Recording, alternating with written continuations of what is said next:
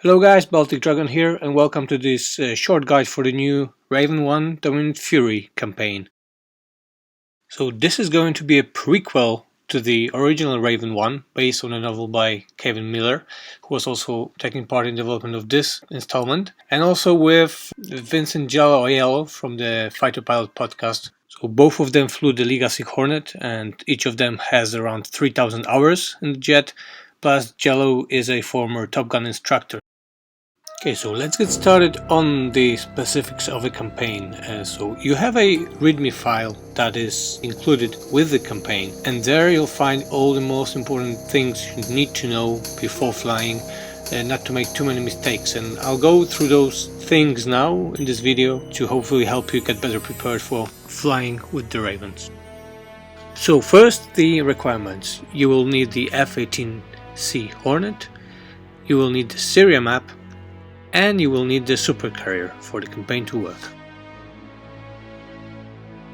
This is not a campaign for an absolute beginner, so you'll need to be somewhat proficient in many areas like KS1, 2 and 3 landings, formation flying, weapon creation, management, bullseye referencing, air-to-air refueling, but we'll come to that later, AT-FLIR operations, air-to-air, air-to-ground, etc.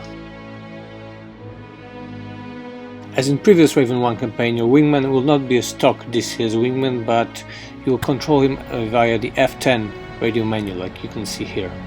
Sandy 6-2, I'll take high cover. Engage the APC. Sandy 6-2. And so after issuing the order, he or she will try to fulfill it, and it works much better than the stock AI.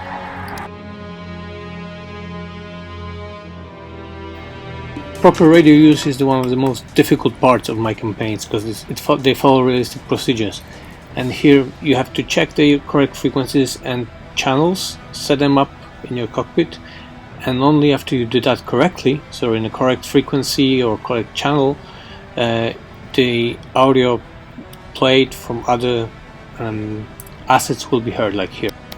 Sandy 6-1 is on station. Venom, update. Apologies for active pause, but I was recording on my laptop without the joystick. Sandy 6-1, this is Venom 3-1. You've got activity at Carpentry Pick and 3 fast movers neutralized the intersection Reno from Bloom.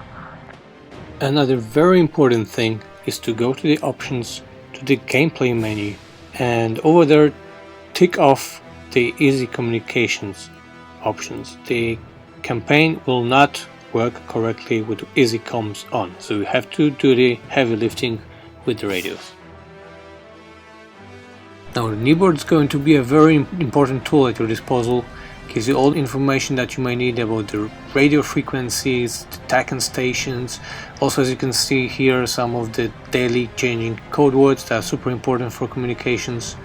Your flight plan with your waypoints, as well as target data, including the DMPI location and sometimes a grid, plus your divert airfield information. So everything you might need is in the Kneeboard. Check it as often as you can. So the briefings were written by Kevin Miller and by Giallo together, and they're as close to the real thing as they can get.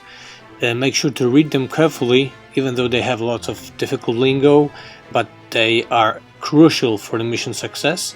And also check the designer notes towards the end, where I put some additional information that might be very useful for you. In Raven 1 Dominant Fury, you will sometimes have at least 16 or more aircraft taking off from the carrier, also at night with all the case 3 departure comms, so the correct order is super important.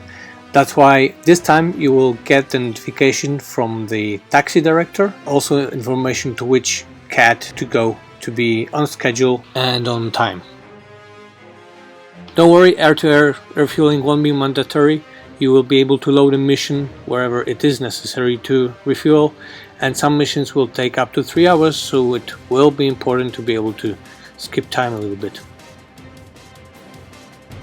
So the radio comms in the missions will use a lot of specialized brevity codes and words, so we included a glossary in the ReadMe file.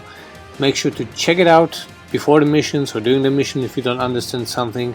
I'm pretty sure you'll find most of the terms in there and well explained.